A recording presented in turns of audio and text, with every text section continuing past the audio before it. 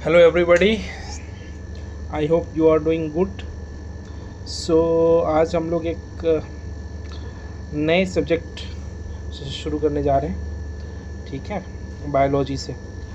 Science and take का भी बहुत ही अच्छा कंट्रीब्यूशन रहता है बीपीएससी के प्रीलिम्स एग्ज़ाम में। लगभग 30 क्वेश्चंस आते हैं, तो ये आपके लिए मेक एंड ब्रेक हो सकता है।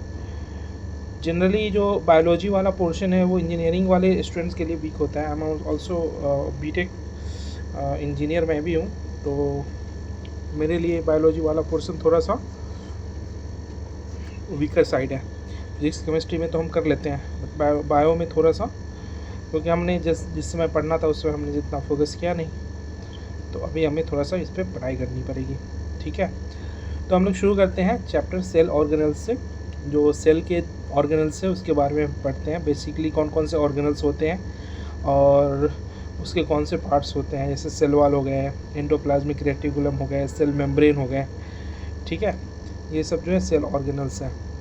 माइटोकॉन्ड्रिया हो गया। ठीक है, तो बेसिकली कितने तरह के होते हैं? Cell wall, cell membrane, mitochondria, endoplasmic reticulum. So 4 types of cell organelle होते हैं। ठीक है, definition है cell organelles are the specialized structures present inside a cell that perform specific functions necessary for the survival, growth and proper functioning of the cell।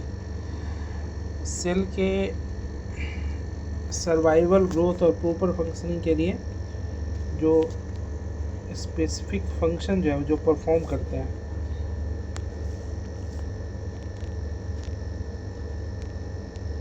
ठीक है,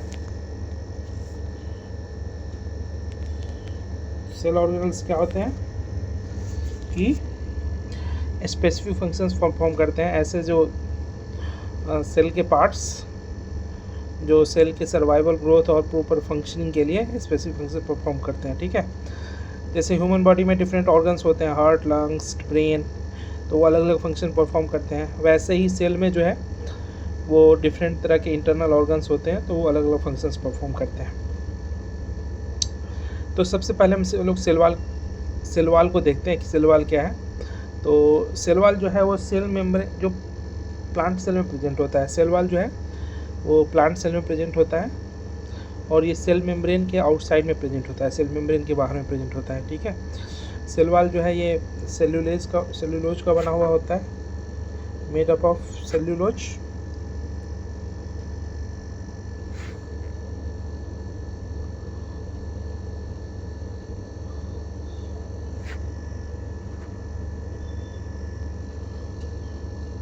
cell wall is made up of cellulose, और ये rigidity, protection और shape provide करता है cell को। ठीक है, prevent the cell from bursting due to excess water.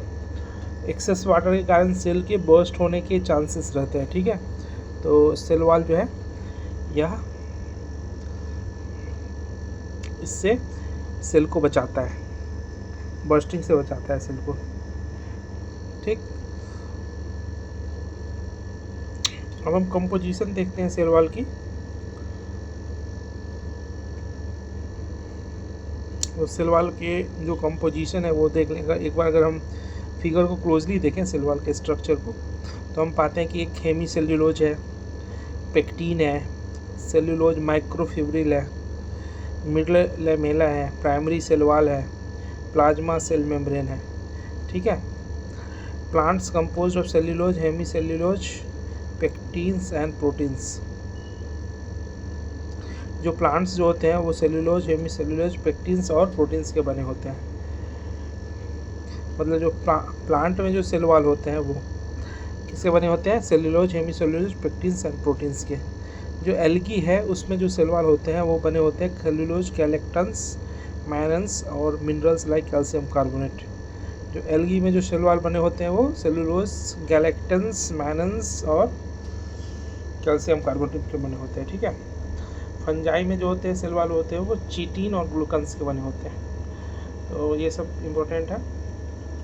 Fungi में सेल वॉल किसके बने होते हैं? चिटिन्स और ग्लूकन्स के। स्ट्रक्चर क्या होता है? मिडल लमेला जो होता है वो क्या होता है? Outermost layer of cell wall.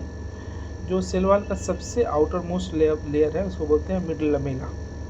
ठीक है। मिडल से ये मत समझ जाना कि वो बीच में है, सबसे आउटर मोस्ट लेयर है उसको बोलते हैं middle lamella. Mainly composed of calcium pectate which holds glues different neighbouring cells together. जो मिडल लैमेला है, जो आउटर मोस्ट लेयर होता है, वो कैल्शियम पेक्टेट का बना होता है, कैल्शियम पेक्टेट, ठीक है, जो कि विच holds glues different neighbouring cells together. Calcium pectate का क्या काम है कि जो नेबरिंग सेल्स है उसको एक साथ बांध के रखता है। जो मिडल लैमेला का क्या काम है कि जो नेबरिंग सेल्स है उसको एक साथ बांध के रखता है, ठीक है। प्राइमरी वाल क्या है? The inner wall capable of growth which diminishes as the cell mature. Primary wall क्या है? जो मिडल लैमेला के अंदर का जो वाल है, inner wall capable of growth which diminishes as the cell matures. जो मिडल लैमेला के अंदर वाला वाल है उसको बोलते हैं प्राइमरी वाल, ठीक है। सेकेंडरी वाल क्या है? जो इनर साइड में, जो मेम्ब्रेन के साइड में जो वाल है, ठीक है, तो उसको क्या बोलते हैं? सेकेंडरी वाल, ठीक है।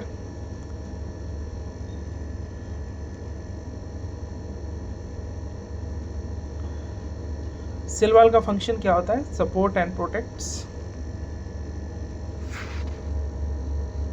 Support and protection, provides structural strength, rigidity and shape to the plant cell.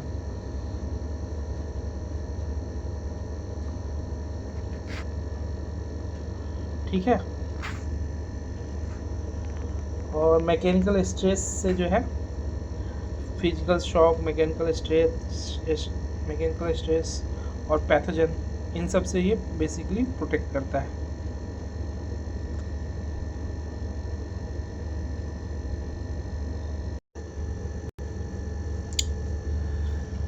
अब दूसरा जो सेल ऑर्गेनल है वो है क्या? सेल मेम्ब्रेन, ठीक है।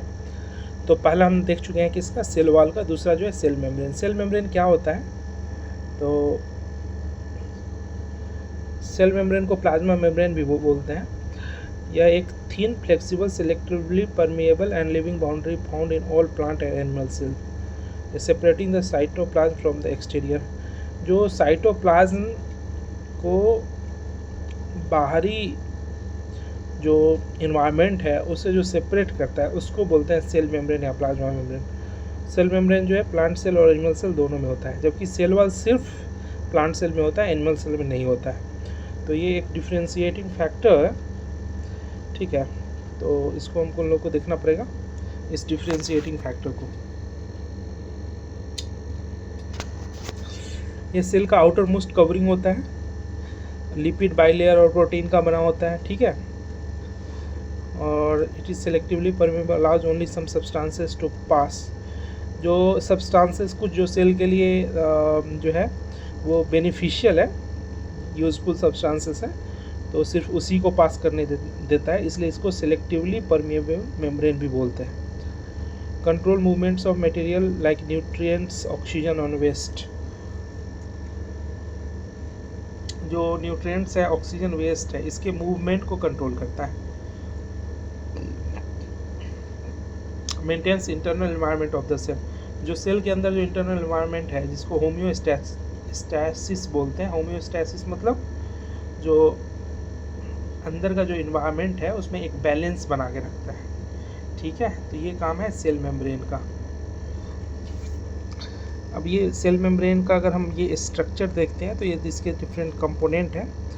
इसके बहुत ही डीप में नहीं जाना है, बिकॉज हम लोग नीट की तैयारी नहीं कर रहे हैं, बीपीएससी की तैयारी कर रहे हैं, तो बीपीएससी बहुत ज़्यादा डीप में नहीं पूछता है बायोलॉजी से, ठीक है। बट अगर हम स्ट्रक्चर की बात करें तो फ्लूइड मोसाइक मॉडल जो है 1972 में सिंगर और निकोलसन, ये दो बायोलॉजिस्ट थे, तो इन्होंने एक फ्लूइड मोसाइक मॉडल दिया था सेल मेम्ब्रेन का, ठीक है। इसके कंपोनेंट्स होते हैं फॉस्फोलिपिड बाइलेयर, प्रोटीन्स, कार्बोहाइड्रेट और कोलेस्ट्रॉल। तो सेल मेम्ब्रेन के कंपोनेंट्स होते हैं फॉस्फोलिपिड बाइलेयर, प्रोटीन्स, कार्बोहाइड्रेट और कोलेस्ट्रॉल, ठीक है।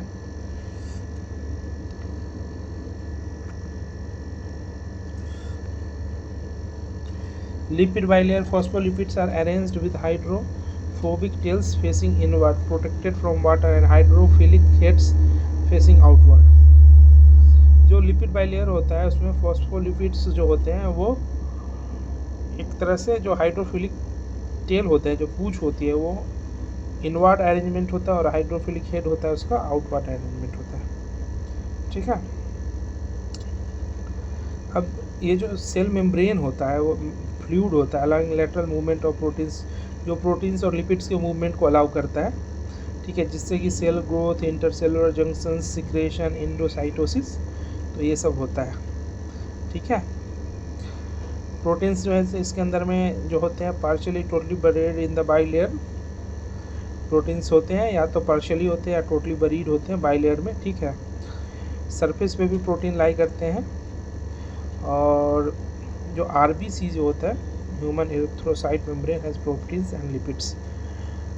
ह्यूमन एरिथ्रोसाइट मेम्ब्रेन जो वो भी एक टाइप का सेल मेम्ब्रेन, आरबीसी जो है, उसमें प्रोटीन्स और लिपिड्स दोनों होते हैं। तो हमने सेल वॉल देख लिया, सेल मेम्ब्रेन देख लिया। अब हम लोग माइटोकॉन्ड्रिया देखते हैं। माइटोकॉन्ड्रिया भी एक सेल ऑर्गेनेल्स है। इसको बेसिकली ये सेल को एनर्जी प्रोवाइड करता है, इसलिए इसको powerhouse of the cell भी बोलते हैं। ठीक है। ये एरोबिक रेस्पिरेशन के थ्रू एटीपी प्रोवाइड करता है।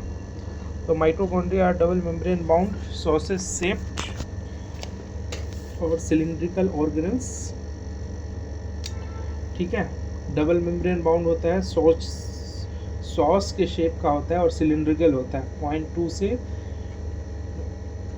1 डायमीटर होता है, 1.0 से 4.1 लेंथ होता है। Found in eukaryotic cells excluding prokaryotes. ये सिर्फ माइटोकॉन्ड्रिया जो है एक यूकैरियोटिक सेल में पाया जाता है, प्रोकैरियोटिक में नहीं पाया जाता। तो ये एक इम्पॉर्टेंट पॉइंट है, इसको याद रखना पड़ेगा कि माइटोकॉन्ड्रिया जो है सिर्फ यूकैरियोटिक सेल में पाया जाता है, ये प्रोकैरियोटिक सेल में नहीं पाया जाता है। ठीक है। इसको क्या बोलते हैं? Known as powerhouses of the cell, they generate ATP through aerobic respiration. Aerobic respiration क्या होता है कि in the presence of oxygen.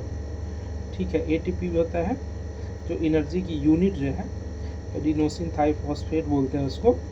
तो वो जो है एरोबिक रेस्पिरेशन के प्रोसेस में एटीपी को जनरेट करता है। ठीक है। इसलिए इसको क्या बोलते हैं? Powerhouse of the cell. They are semi-autonomous, containing their own circular DNA, 70s ribosomes and RNA. ठीक है। ये सेमी ऑटोनोमस होता है, containing their own circular DNA, 70s ribosomes और RNA, ये होता है। ठीक है। माइटोकॉन्ड्रिया का स्ट्रक्चर देखते हैं तो इसमें एक मैट्रिक्स होता है, ATP synthase, DNA, cristae junction, ribosome, inner membrane, granules और आउटर मेम्ब्रेन। तो ये हम लोग ऊपर से देख लेते हैं, जस्ट कीप इन माइंड, इतना बीपीएससी पूछेगा नहीं। अब मेनली जो है फंक्शन पे हम लोग आते हैं। तो माइटोकॉन्ड्रिया का फंक्शन क्या होता है? तो energy currency of the cell होता है, प्रोडक्शन ऑफ एटीपी। ठीक है। एरोबिक रेस्पिरेशन का साइट होता है, सेल मेटाबॉलिज्म को रेगुलेट करता है। सेल मेटाबॉलिज्म जो हमारे शरीर में मेटाबॉलिज्म होता है, वैसे सेल के अंदर भी मेटाबॉलिज्म होता है। तो उसका रेगुलेशन कौन करता है? वो माइटोकॉन्ड्रिया करता है। ठीक है। Helps in apoptosis. अपोप्टोसिस का मतलब होता है प्रोग्राम सेल डेथ। मतलब जो सेल मान लो कि बिल्कुल अब कोई फंक्शनल इसकी कैपेबिलिटी रह नहीं गई है। ठीक है। तो ऐसे सेल को जो है वो डेथ करने में ये हेल्प करता है। ठीक है। तो प्रोग्राम्ड सेल डेथ में ये हेल्प करता है। जो कार्बोहाइड्रेट के ऑक्सीडेशन और फैटी एसिड के ऑक्सीडेशन में भी हेल्प करता है। क्या का हेल्प करता है? तो माइटोकॉन्ड्रिया। ठीक है।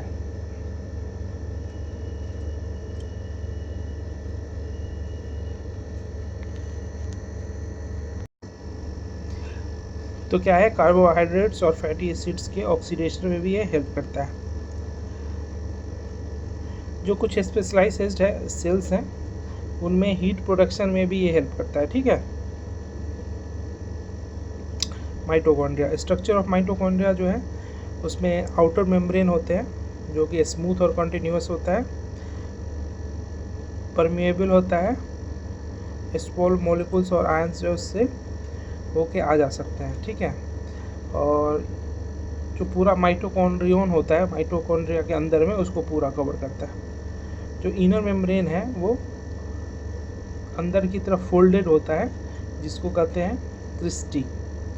ठीक है, अगर हम यहाँ पे देखें तो ये क्रिस्टी है।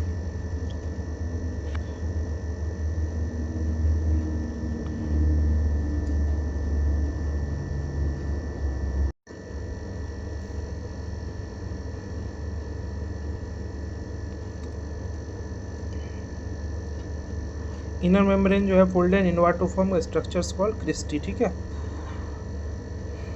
फोल्ड होने से क्या होता है कि जो है एनर्जी प्रोडक्शन के लिए जो सरफेस एरिया है उसको इंक्रीज कर देता है, इसलिए फोल्डेड फॉर्म में होता है। और इनर मेम्ब्रेन में जो है रेस्पिरेशन के लिए जो एंजाइम की ज़रूरत होती है वो भी प्रेजेंट होता है। ठीक है, क्रिस्टी क्या है? Finger like projections of the inner membrane.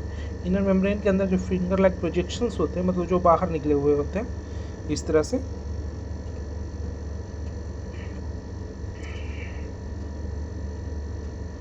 जो यहाँ पे अगर आप देखेंगे इसमें गौर से, तो वह अंदर में निकले हुए मेम्ब्रेन, तो इसको हम बोलते हैं क्रिस्टी।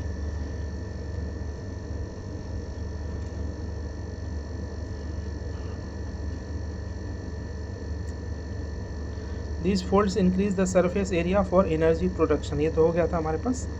ठीक है, help in increasing ATP production efficiency. Cristae जो है वो एटीपी को प्रोडक्शन, एटीपी मतलब एनर्जी प्रोडक्शन एफिशिएंसी को बढ़ाने में हेल्प करता है।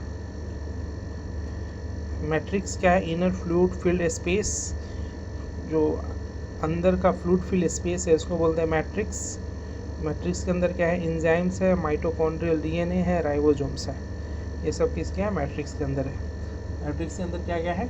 एंजाइम्स, माइटोकॉन्ड्रियल डीएनए और राइबोसोम्स। तो 3 सेल ऑर्गेनल्स हो गए हमारे पास, सेल वॉल, सेल मेम्ब्रेन और माइटोकॉन्ड्रिया। जो 4th सेल ऑर्गेनल है जिसके बारे में हम देखेंगे वह क्या है? Endoplasmic reticulum. एंडोप्लाज्मिक रेटिकुलम क्या होता है? सबसे पहले आइए इसके बारे में देखते हैं। तो endoplasmic reticulum is a network of tiny tubular structures scattered in the cytoplasm, dividing the intracellular space into luminal inside endoplasmic reticulum and extraluminal cytoplasm compartments। ठीक है, ये टीनी ट्यूबुलर स्ट्रक्चर्स जो है उसका नेटवर्क है, और ये कहाँ पे होता है? ये साइटोप्लाज्म होता है। ठीक है, ये न्यूक्लियर मेम्ब्रेन के साथ लगा होता है, इसलिए इसको कंटिन्यूअस बोलते हैं।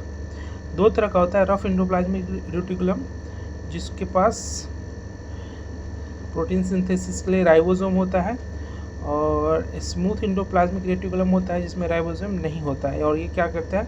लिपिड्स या स्टेरॉइड्स का सिंथेसिस करता है। ठीक है, network of membrane bound tubes and seats cisternae बोलते हैं। ठीक है, लोकेशन क्या होता है? इसमें सब सारे यूकैरियोटिक सेल्स में होता है, प्रोकैरियोटिक सेल में ये नहीं होता है। ठीक, endoplasmic reticulum is not found in prokaryotic cell, only in eukaryotic cell. Types होते हैं, 2 तरह के होते हैं। रफ एंडोप्लाज्मिक रेटिकुलम, इसमें राइबोसोम्स जो होते हैं वो सरफेस से अटैच होते हैं, prominent in protein synthesizing cells. और स्मूथ एंडोप्लाज्मिक रेटिकुलम जो होता है उसमें कोई भी राइबोसोम्स नहीं होता है, और ये स्मूथ होता है। ठीक है, एंडोप्लाज्मिक रेटिकुलम का फंक्शन क्या होता है? प्रोटीन सिंथेसिस और फोल्डिंग। रफ एंडोप्लाज्मिक रेटिकुलम का फंक्शन होता है प्रोटीन सिंथेसिस और folding. Smooth endoplasmic reticulum function होता है synthesis of lipids, steroidal hormones and detoxification of drugs poisons. Lipids का सिंथेसिस, स्टेरॉइड हार्मोन्स और डिटॉक्सिफिकेशन ऑफ ड्रग्स और poisons. Connectivity, endoplasmic reticulum membrane is often continuous with the outer membrane of the nucleus. ठीक है, और nucleus Robert brown ने 1833 में दिया था। माइटोकॉन्ड्रिया को सबसे पहले रिचर्ड अल्टमैन और कार्ल बिंदा, रिचर्ड अल्टमैन ने 1894 में रिकॉग्नाइज किया था, और कार्ल बिंदा ने कब किया था? 1898 में ये टर्म दिया था माइटोकॉन्ड्रिया। ठीक है, गोल्जी ऑपरेटर्स को कैमिलियो गोल्जी ने आइडेंटिफाई किया था सबसे पहले 1897-1898 में। ये इम्पोर्टेंट है, सेल ऑर्गेनेली, ठीक है। इसको बार बार रिवाइज करना है जिससे कि ये हमारे मेमोरी में बनी रहे। इसके बाद हम लोग नेक्स्ट लेक्चर में देखेंगे इसके आगे का सेल का नेक्स्ट पार्ट।